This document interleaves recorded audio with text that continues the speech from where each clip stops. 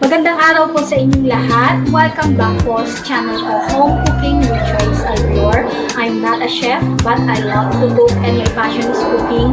So I want to share with you guys my recipes in my cooking. So ito yung mga ingredients ko sa ating tom yum, seafood tom yum, Joyce version. So, ang ating seafood, meron akong squid, pusit, and then hipon, binalatan ko na rin, and yung filled na tahong. Ayan, umuulan na, kaya masarap humigop ng mainit at masarap na sabaw.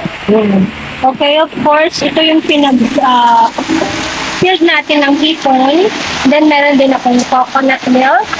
And then, ang ating gulay kangkong. And then, of course, hindi mawawala ang ating ginger, garlic, onion, kamatis.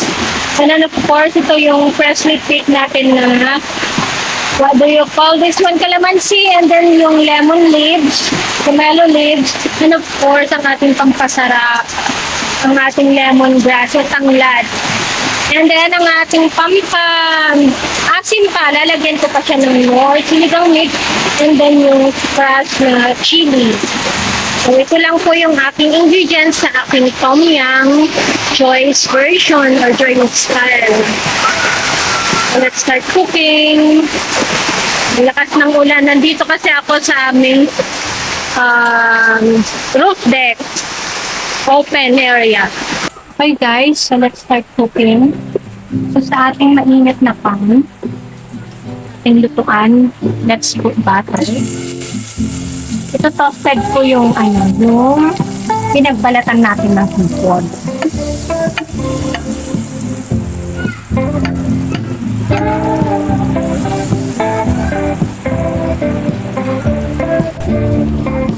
Let's put some garlic.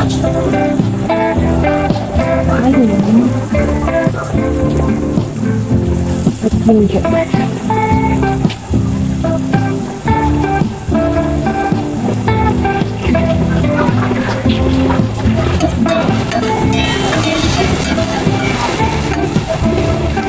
Then, ligay na natin yung pinagbalatan natin ng buko.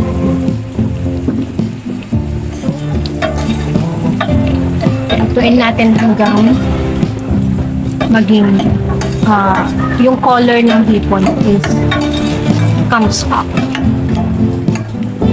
Ito yung magpapapula something sa ating soup.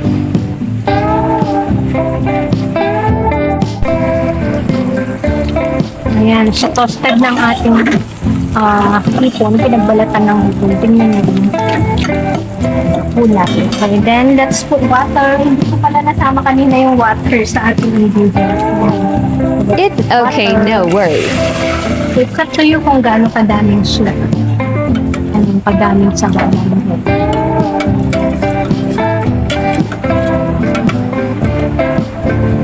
So ako, gagawin kong 5 cups.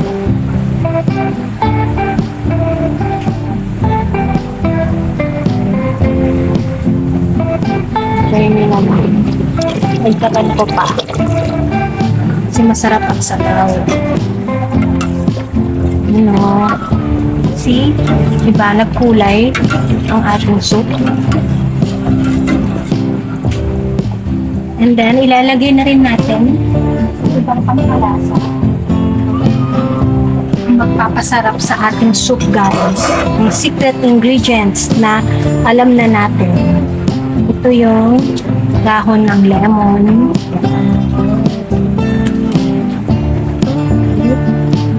Dahon ng lemon o dahon ng pomelo.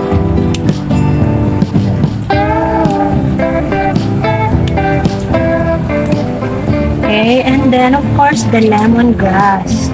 Nagtira pa ako ng lemongrass para sa soup, para sa final na soup natin.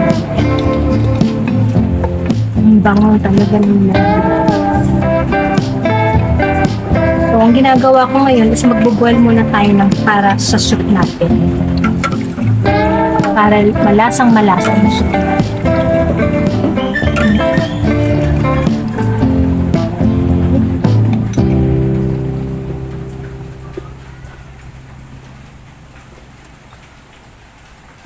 And then, lagyan na rin natin ng konting asin. Lasa. Okay, so let's boil for a few minutes. See you later. Okay, our soup is boiling and ready na to. Ulit sa kanyang ano. Okay, so transfer natin ang ating soup. Salain natin and let's put the other ingredients.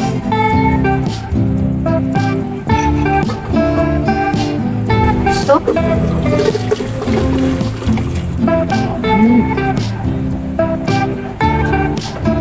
Okay.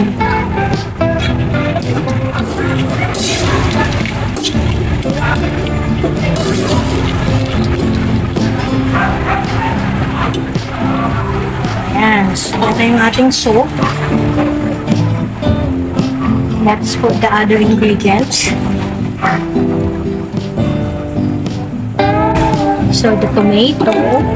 And then yung natira kong ginger, bawang, sibuyas. Natin natin. And then, of course, yung leaves ng lemon. May natira pa. And then, of course, yung lemongrass.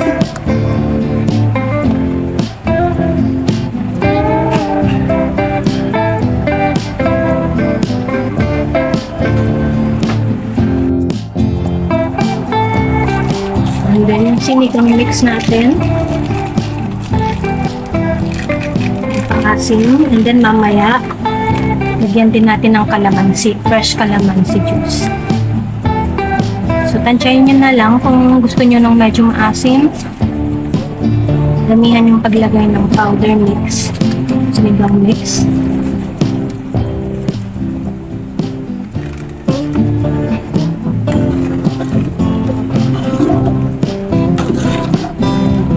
Okay. So, let it boil for a few minutes.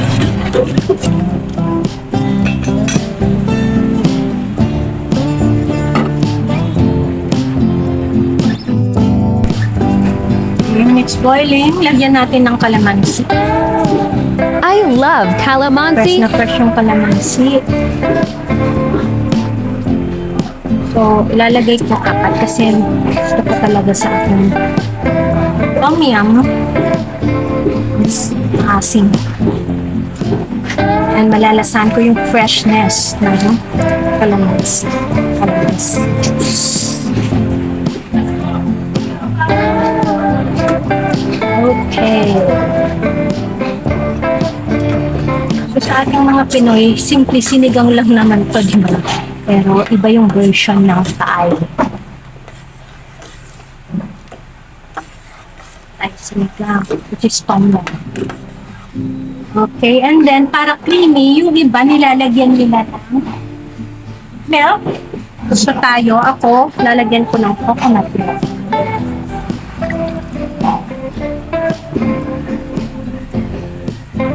So yung coconut milk ko, binili ko pa kahapon, kaya galing sa freezer.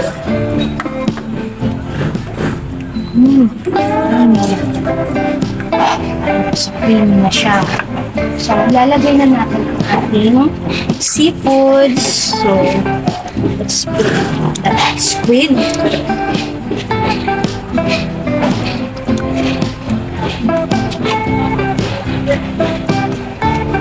And then, ating tahong. Binalatan ko na yung tahong. Binoil ko muna and then peeled. And then of course, ang ating hipon. Yeah. Okay, so let it boil for So few yummy. minutes. And then last to put ay ang ating kangkong. Kangkong ang ilalagay ko na gulay sa ating tom yum. Joyce version.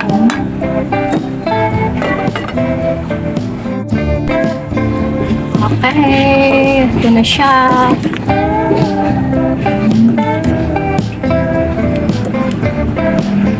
Okay, let's put our last ingredient ng ating kangkong para mas healthy ang ating soup. Meron siyang gulay.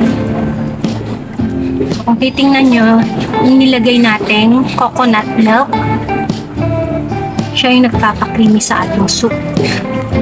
And ang alternate naman, yung iba, milk. Nilalagay nila. Okay.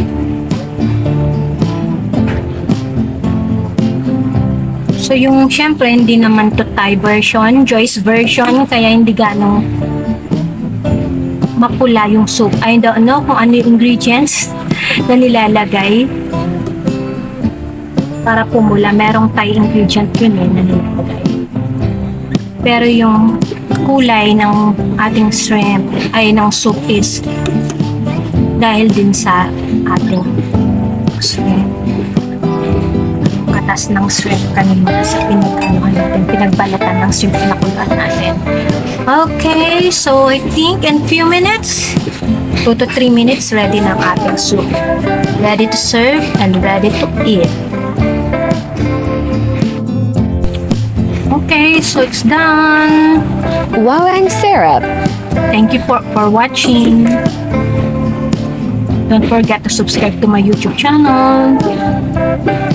Bye for now. Ready to serve, ready to eat ang ating Tom Yum Joyce version. Simple pero masarap. Thank you.